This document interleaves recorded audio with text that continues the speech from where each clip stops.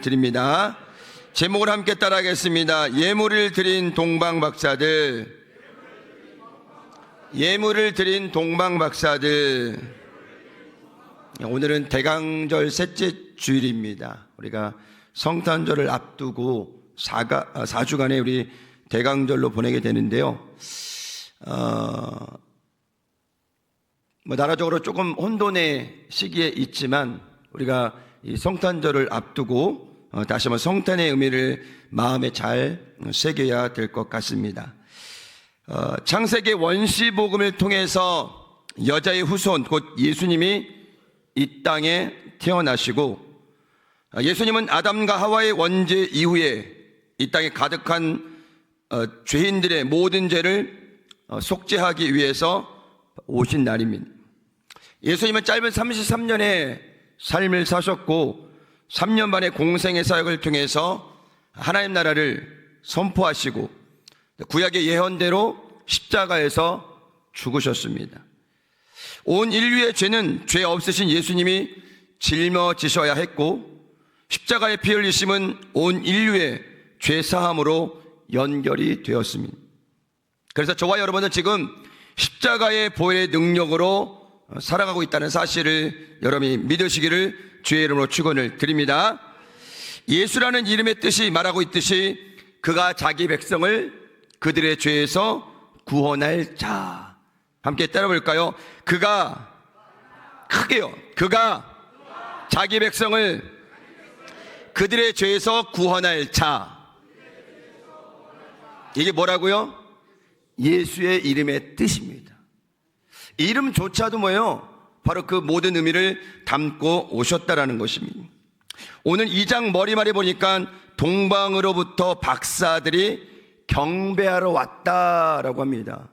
여러 서적을 찾아보니까는 당시 이 동방을 바벨론이나 페르시아 지역, 지금의 이란과 이라크 지역을 이야기하고 있는데요. 거리가 책마다 많이 다르더라고요. 어느 데는 600km 이야기하기도 하고, 어느 데는 3200km 이야기하기도 하고, 약간 좀 거리상이 많이 다른데, 그냥 지금 여러분 이라크에서 예루살렘으로 왔다고 생각하시면 됩니다. 근데 그 먼 거리를 당시에 지금 자동차나 KTX 열차가 아니라 낙타로 이동했던 그 걸음, 낙타가 얼마나 빠르겠어요? 얼마나 많은 시간을 걸어서 그 별을 보고 이쪽으로 왔겠습니까?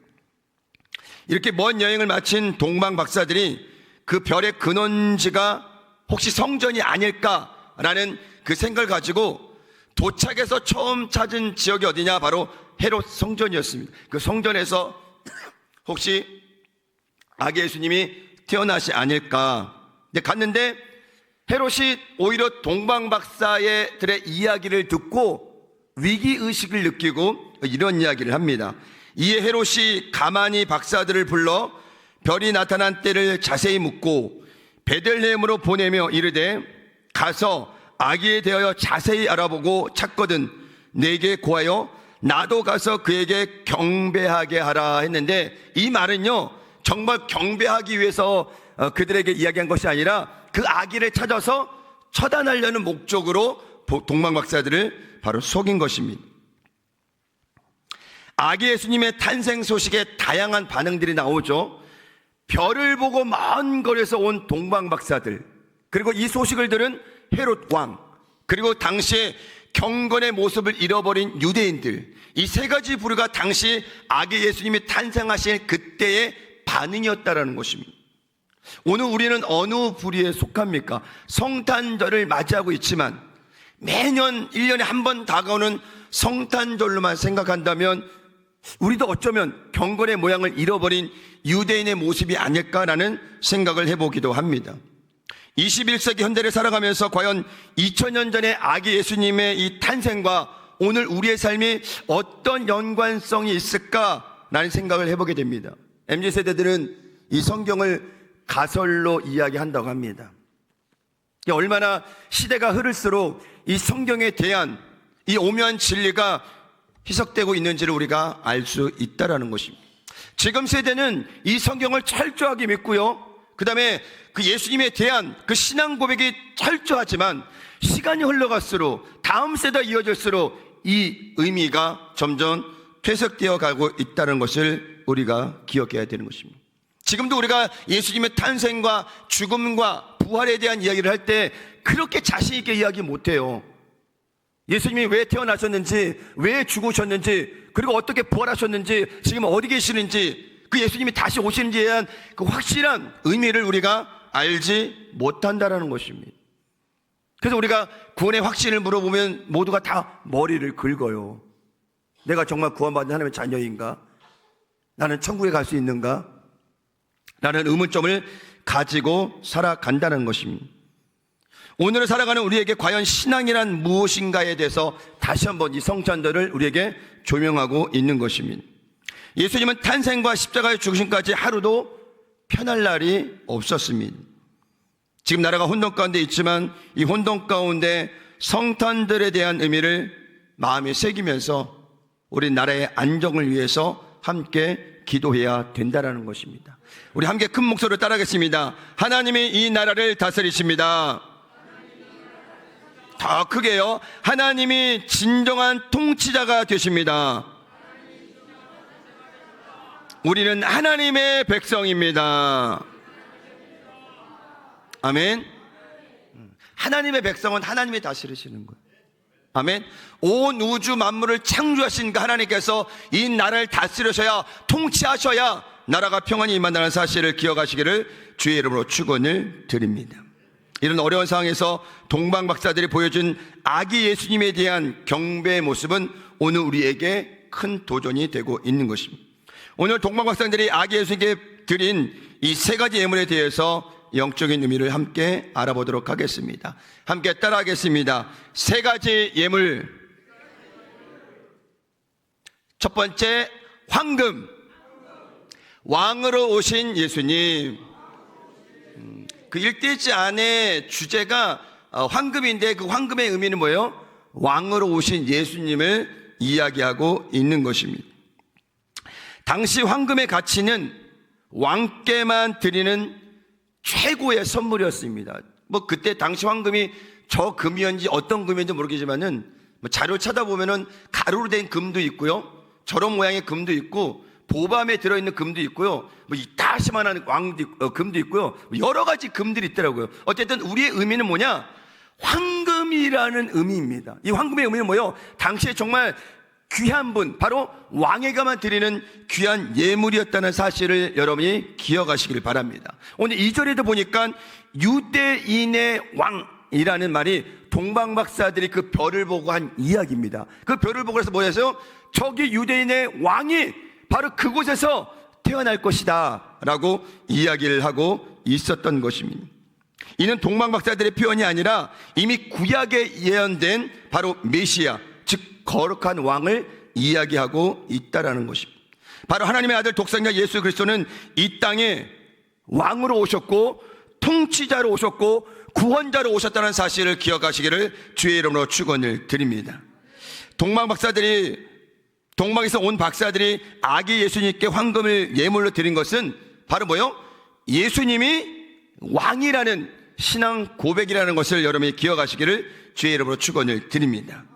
오늘 우리는 예수님을 왕으로 고백하고 있습니까? 6명만 아멘 하셨어요. 다시 한번 물어볼게요. 오늘 저와 여러분들은 이 예수님을 왕으로 고백하고 있습니까? 이런 신앙 고백이 변하지 않아야 된다는 사실을 기억하시기를 주의 이름으로 축원을 드립니다. 세상의 권력이 왕으로 자리 잡고 있는 이 시대에 우리는 세상 권력을 쫓아가는 것이 아니라 온 우주 만물을 다스리시고 통치하시는 그 예수님만을 바라보고 달려가야 된다는 사실을 기억하시기를 주의 이름으로 축원을 드립니다. 여러분, 성경에 물로 심판을 당했던 그 노아 홍수 시대에 그 죄악으로 시작해서 계속적으로 이 성경이 이야기하는 것은 죄에 대해서 이야기를 하고 있습니다. 이 죄를 해결할 분이 필요한데 지금 이 시대에도 성경에 기록했던 많은 죄들이 만연해 있다는 것을 우리가 알 수 있습니다. 아담과 하와가 원죄를 지었고요. 그 다음에 인간 스스로 짓는 그 좌범죄를 통해서 계속적으로 이 땅 가운데는 죄악이 가득하다라는 것을 우리가 알 수 있습니다. 소돔과 고모라의 심판, 그리고 북이스라엘과 남유다의 멸망, 이 모든 것들이 성경에 기록되었고 우리는 그 말씀을 통해서 정말 죄와 멀어져야 되는 그 삶을 살아가야 되는데, 지금 이 땅을 보면 어때요? 더욱더 이 시대보다, 그 시대보다 죄악이 만연한 시대를 우리가 살고 있다라는 것입니다. 인간이 다스린 나라, 바벨론의 교만처럼 하늘을 정말 높이 닿으려는 인간의 욕심, 바로 우리가 살고 있는 21세기 현대라는 것을 기억하시기를 바랍니다. 바로 이 시대가 지금 사사시대라고 해도 부족하지 않을 만큼 인간이 권력을 쥐고, 이 시대는 그렇게 전쟁과 기근, 가난과 질병으로 고통받고 있는 시대를 살고 있다는 것입니다. 12.3 비상사태가 가져온 다양한 모습 속에서 대한민국의 민낯이 드러나고 있습니다.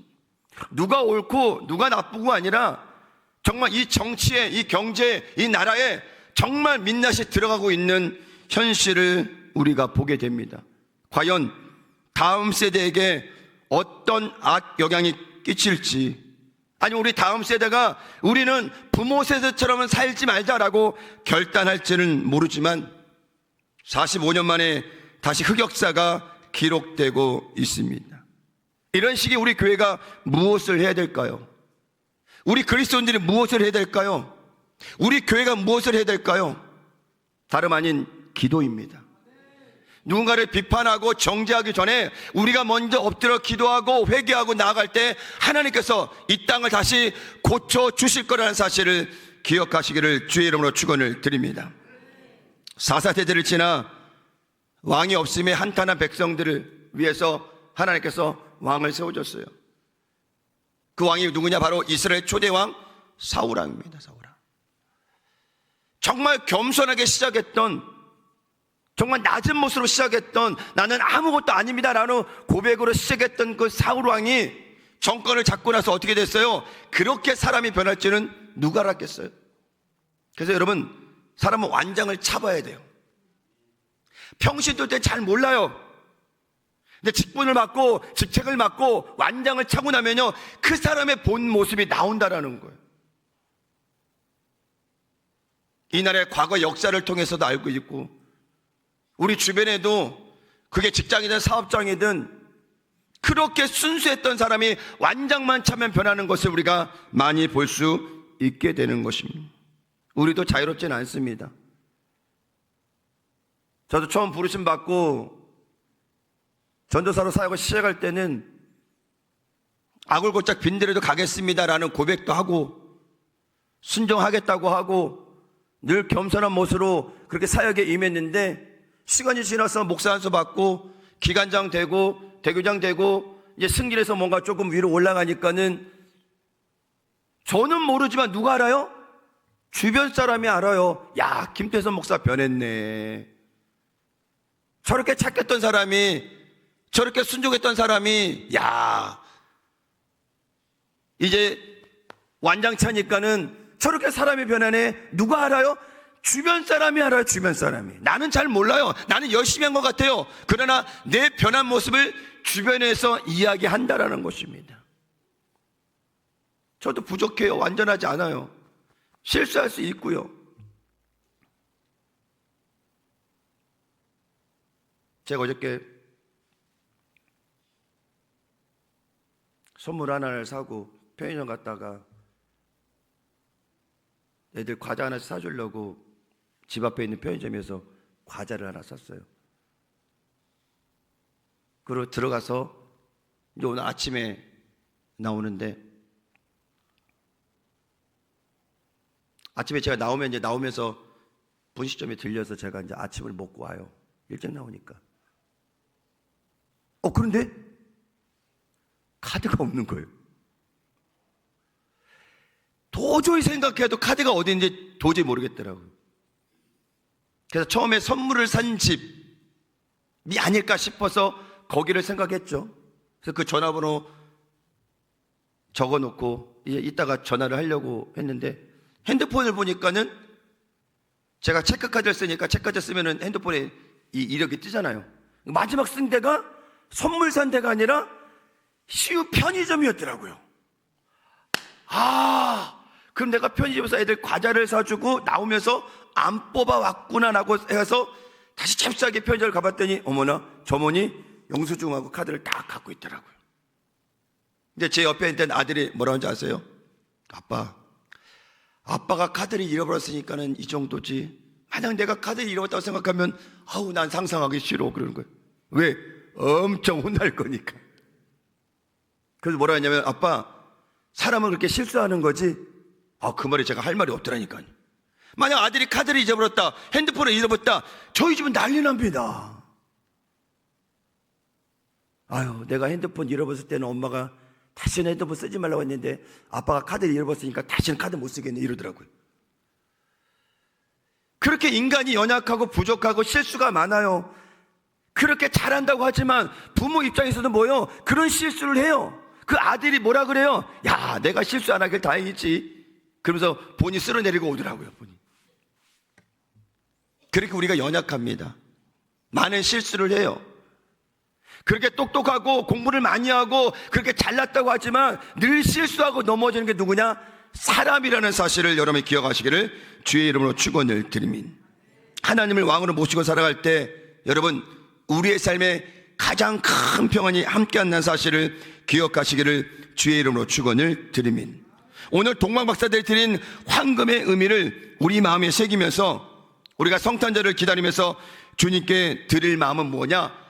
황금의 마음을 품은 마음이에요. 우리가 황금을 지금 드릴 수는 없지만은 그 드릴 마음을 품고 이 시간 예배 드릴 때 여러분도 뭐요? 동방박사들처럼 황금을 드릴 그 마음이란 사실을 기억하시기를 주의 이름으로 축원을 드립니다. 오늘 드려지는 예배, 여러분들이 어떠한 마음으로 왔는지 저는 알 수 없습니다. 그냥 일주일이 되었으니까, 주일이 되었으니까 그냥 자동적으로 2부 예배 참석하는, 3부 예배 참석하는 그런 예배가 아니라 오늘 정말 우리가 성탄절을 기다리면서 이 대강절을 보내면서 오늘 동방박사들이 드린 그 황금의 마음을 가지고 신령과 진정으로 예배 드릴 때 하나님의 큰 은혜가 넘친다는 것을 기억하시기를 바랍니다. 시편 145편 1절에 시편 기자는 이렇게 고백합니다. 우리 함께 고백해 볼까요? 시작.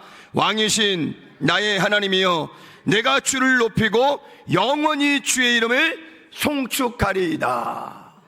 바로 이 마음으로 늘 삶을 살아가는 사실을 기억하시길 바랍니다.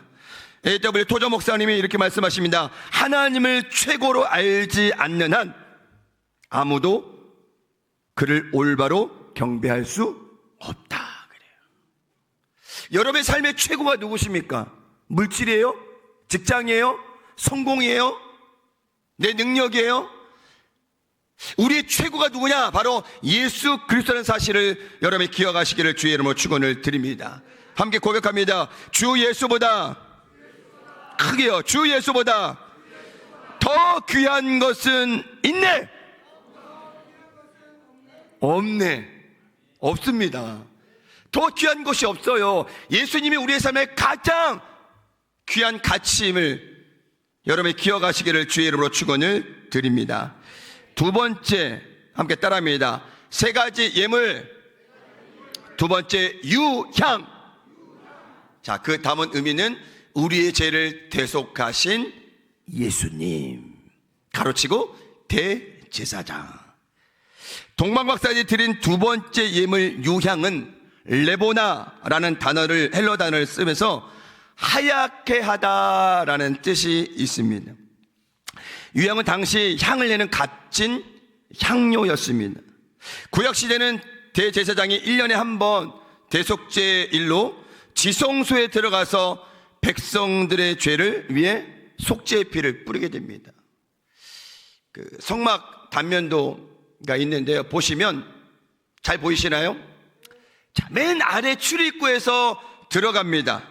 그리고 번제단과 물두멍을 통과해서 성소 안으로 들어가면 좌우에 뭐가 있냐?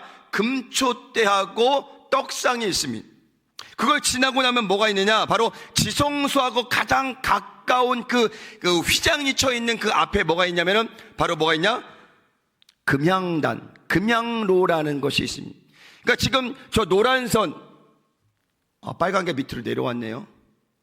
위로 올라가야 되는데. 아니, 그거 말고. 됐습니다. 제가 금향단에 빨간 동그라미를 해놨는데 내려와서, 자, 금향단이라고 써있는 그 바로에 일직선으로 실선이 있잖아요. 그게 이제 뭐냐면은 휘장입니다. 그 휘장 안으로 넘어가면 뭐가 있어요? 바로 언약궤가 들어가 있는 지성소가 있는, 하나님의 임재하심을 표하는 바로 그 지성소가 안에 있다는 것이. 그리고 그 밖에 바로 금향로 안에서 뭐 하는 거예요? 향을 피우는 거예요. 그 향을 피워서 지성소 안에 그 향이 가득하도록 하는 게 대제사장의 임무라는 건데, 그 연기를 표면적으로만 보지 마시고 그 향은 무엇이냐? 바로 성도들의 기도라는 거예요. 대제사장이 그 향을 피우고 그동안 지었던 백성들의 죄를 위해서 회개하는 거예요. 기도하는 거예요. 물론 대제사장 혼자 기도하는 거지만은 백성들의 온 마음을 담아서 향을 피우고 기도하는 것입니다. 저 금향로에는 아침 저녁으로 향이 올라가요.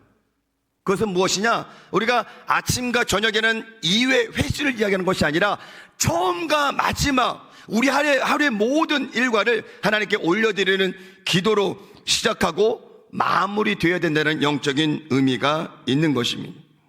시편 141편 1절에서 2절 말씀에 이런 고백이 있습니다. 야훼여, 내가 주를 불렀사오니 속히 내게 오시옵소서. 내가 주께 부르짖을 때 내 음성에 귀를 기울이소서. 나의 기도가 주의 앞에 분향함과 같이 되며 나의 손 드는 것이 저녁 제사같이 되게 하소서. 여러분들, 동방박사들이 그 당시에 3가지 예물을 멀리서 준비하고 왔어요. 근데 오늘 마지막까지 여러분들 이 의미를 알면 어떻게 이 사람들이 이 3가지 예물의 중요한 영적인 의미를 알고 이렇게 준비했을까라고 의문이 들 거예요. 누가 지혜를 주셨을까요? 하나님께서 지혜를 주셨다라는 거예요. 이 사람들이 어떻게 알고, 그분이 예수님인지 어떻게 알고 황금과 유향과 모략을 준비했겠습니까? 또 그 안에 담겨져 있는 영적인 의미를 보니까 정말 예수님께 필요한, 예수님을 향한 그 신앙 고백이 바로 이 3가지 예물에 들어가 있다는 사실을 우리가 알게 되는 것입니다. 우리가 매주 드려지는 주일 예배가 종교에 대한 의무사항으로만 생각이 된다면 우린 다시 생각하게 됩니다. 그냥 일주일에 한 번 예배 드리면 그냥 나는 종교인이다, 기독교인이다 이야기할 수 있는 그런 증거를 남겨놓는 신앙생활은 그렇게 건강하지 않습니다. 주중에 우리가 예배를 드리지 못한다 할지라도 일주일에 한 번 드리는 이 예배는 정말 신령과 진정으로 준비하고 나오셔야 된다는 사실을 기억하시길 바랍니다. 정말이에요. 뭐 주중에 있는 새벽 기도나 모든 예배 다 참석하면 좋죠. 그러나 그러지 못한 분들이 많잖아요. 그러면 여러분 주일 예배만큼은 정말 황금을 가지고 드리는 마음 가지고 집에서 출발할부터 나오셔야 돼요. 그리고 함께 예배 드릴 때 그 마음을 가지고 주님께 경배 드릴 때 하나님께서 그 예배를 받아주신다는 사실을 기억하시기를 주의 이름으로 축원을 드립니다. 나를 위해 십자가를 짊어지시고 물과 피를 다 쏟으신 예수님의 희생과 헌신, 그 사랑이 의무적인 신앙생활로 그 의미가 퇴색되지는 않습니다. 그러나 적어도 예수님에 대한 사랑의 모습은 아니라는 것입니다. 그래서 여러분, 우리 신앙생활이 의무적으로 되면 안 돼요. 형식적으로 되면 안 돼요. 그냥 내가 주일 하루 그냥 출석 체크 딱 찍고 왔으니까 나는 신앙생활 다 했다, 안 됩니다. 매일매일 우리의 삶이 하나님을 경배하며 예배하는 삶이 되어야 되는 사실을 여러분이 기억하시기를 주의 이름으로 축원을 드립니다. 이 공적인 예배, 모두가 함께 드리는 주일 성수, 그것도 중요하지만 가장 중요한 것은 내 삶이 정말 주님께 예배할 수 있는 그 삶이 됐을 때 진정한 예배가 된다는 사실을 기억하시기를 주의 이름으로 축원을 드립니다. 제가 여러분들 하루에 얼마나 기도하는지 제가 뭐 점검할 수도 없고 물어볼 수도 없습니다. 근데 한 조사에 보면은 그리스도인들이 하루 기도하는 시간이 채 3분을 넘어가지 못한다고 합니다. 그 3분이 어디예요? 하루 세 끼 먹을 때 식사 기도 3번, 1분, 1분, 1분에서 3분. 여러분, 식사 기도는 기도가 아니에요. 진짜 기도는 내가 하나님과 1대1로 교제하면서 우리 마음을 드리고 정말 기도점을 가지고 기도하는 것이 기도지, 식사 기도 주님 감사합니다 아멘 이렇게 먹는 게 무슨 기도예요. 3분 이상을 못 넘어간대요, 그리스도인들이. 지금 찔리는 분들 아멘. 우리 교회는 3분 이상 넘어가니까 그럼 5분 아멘. 5분을 하시네요. 우리 교회는 5분.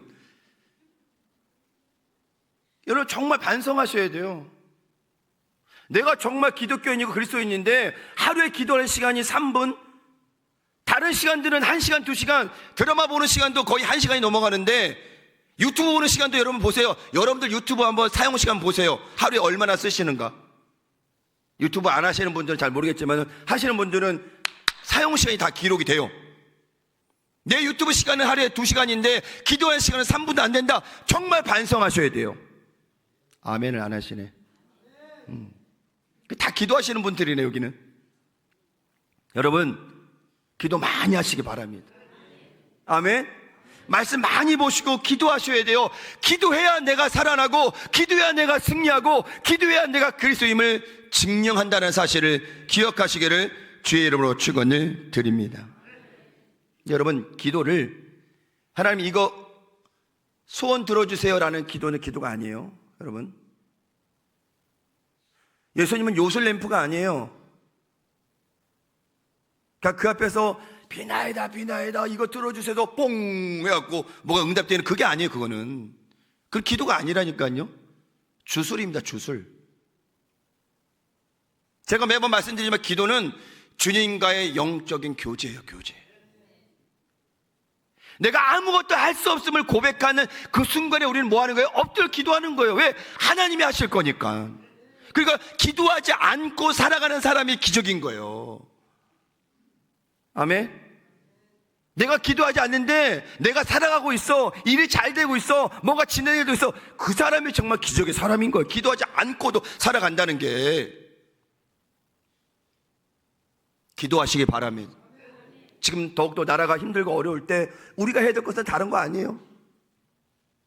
아까 이불 때도 이영 목사님 우리가 뭐 현장에 나가서 야광문 들고 뭐 이렇게 하진 않지만 우리가 해야 될 것은 기도라는 거예요. 기도. 아멘. 그 다음 주 한 주간 특별 새벽 예배로 나라와 민족을 위해서 함께 기도하는 여러분들 월요일부터 함께 참석하시기 바랍니다. 그래서 함께 기도해야 돼요. 기도가 모아져야 돼요. 아멘. 그래서 이 땅이 정말 안정되고 국정도 안정되고 온 백성이 정말로 안정적으로 살아갈 수 있는 그 나라가 속히 올 수 있도록 여러분 기도하시기를 주의 이름으로 축원을 드립니다. 세 번째 함께 따라합니다. 세 가지 예물. 세 번째는 모략입니다. 모략. 자, 그 의미는 십자가에 달리신 예수님에 대한 의미가 있는 것입니다. 모략은 히소스라는 나무에서 나오는 진액이며 아주 값이 비싼 기름으로 구약 시대에서는 왕과 제사장 선지자를 세울 때 그 머리 위에 기름을 부었는데 그때 사용한 기름을 성경에서는 관유라고 표현을 이야기하고 있습니다. 바로 그 관유가 뭐예요? 모략입니다. 고대에서는 홍갈색 송진이 미라의 보존과 시신이 썩는 것을 방지하기 위해서 그 모략을 사용했다고 합니다. 이 세 번째 드린 예물 모략은 바로 예수님의 죽음을 의미하며 우리 죄를 대신 지시고 십자가를 죽으신 바로 그 예표라는 사실을 여러분이 기억하시길 바랍니다. 예수님이 탄생하실 때에도 이 동방박사가 모략을 가져왔고요. 예수님께서 십자가에 죽으실 때 장사 지낼 때 니고데모가 뭘 갖고 왔어요? 그때도 모략을 갖고 온 거예요. 그러니 이 세 가지 예물에 대한 영적인 의미가 그냥 동방박사들이 그냥 뭔가 의미 없이 가져온 것이 아니라 그 세 가지 예물에는 정말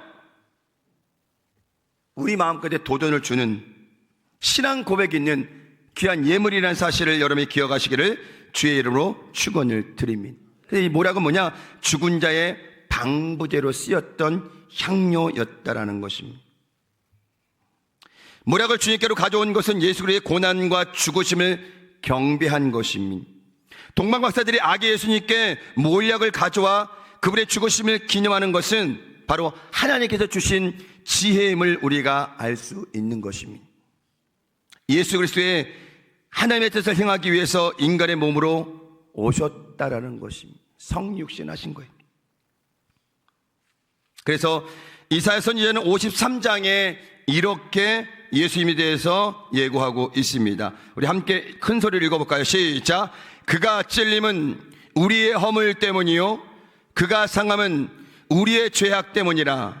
그가 징계를 받음으로 우리는 평안을 누리고 그가 채찍에 맞음으로 우리는 나음을 받았도다. 우리는 다 양 같아서 그릇 행하여 각기 제 길로 갔거늘 예수께서는 우리의 모든 죄악을 그에게 담당시키셨도다. 누구의 죄 때문에요? 누구의 죄 때문에? 나의 죄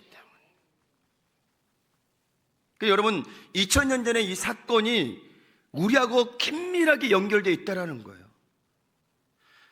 하나님의 그 놀라운 계획들, 예수님의 십자가 죽으심, 그 모든 것들은 바로 인간하고 밀접적인 관계가 있다는 사실을 여러분이 기억하시길 바랍니다. 그냥 2000년 전에 한 사건이다라고 생각하지 마시고 2000년 전에 이미 주님께서 그 십자가상에서 모든 것을 다 이루셨다는 사실을 기억하시기를 주의 이름으로 축원을 드립니다. 인간은 더 건강하게 살려고 아둥바둥 하잖아요. 운동도 하고 약도 먹고, 어느 분은 보니까 밥은 안 먹고 새끼 약을 한 10배다씩 먹어서 유지하는 분도 계시더라고요. 왜? 거기 안에 모든 요소들이 다 들어있으니까 굳이 밥을 안 먹어도 된다고 그러더라고요. 놀랍니다. 놀라요. 한 번 먹을 때마다 15알. 물론 이제 몸이 아파서 그것 때문에 먹는 약 말고, 그 사람은 그냥 온갖 알 수도 없는 모든 비타민, 영양제에서 한 번 먹을 때마다 10배달씩 먹는 걸 봤거든요. 대단합니다. 밥도 안 먹고. 근데 예수님은 이 땅에 죽으시러 오셨어요. 그러니 예수님의 그 삶이 얼마나 힘들고 어려워요. 죽으러 이 땅에 왔는데, 그리고 나는 아무 상관도 없는 인간의 죄 때문에 십자가를 짊어야 되는데 얼마나 그 잔을 피하고 싶었겠습니까? 근데 예수님께서는 하나님의 그 놀라운 계획 가운데 순종하고 십자가를 짊어지셨다라는 것입니다. 그래서 모략은 예수님의 고난과 죽음을 상징하는 것입니다. 오늘 동방박사들이 아기 예수님께 드린 그 황금에 대한 의미, 유향에 대한 의미, 모략에 대한 의미, 여러분 이 세 가지 예물을 여러분 마음가짐에 잘 새기시기 바랍니다. 오늘 우리가 그 동일한 예물을 주님께 드릴 수는 없겠지만은 그 마음을 가지고 예비하고 그 마음을 가지고 봉사하고 그 마음을 가지고 헌신하고 나아갈 때 2000년 전에 이 놀라운 사건들, 이 예물들이 오늘도 동일하게 주님께 올려드려지게 되는 것입니다. 그 마음 가지고 여러분은 주님을 경배하시기를 예수님의 이름으로 축원을 드립니다. 기도합니다. 좋으신 하나님, 감사합니다. 2000년 전에 그 놀라운 사건들, 동방박사들이 드린 그 세 가지 예물, 황금과 유향과 모략에 대한 영적인 의미를 오늘 우리가 우리 마음에 새기며 오늘 드려지는 모든 삶의 신앙생활에 그리고 예배 가운데 적용하며 주님 앞에 경배 드리기를 원합니다.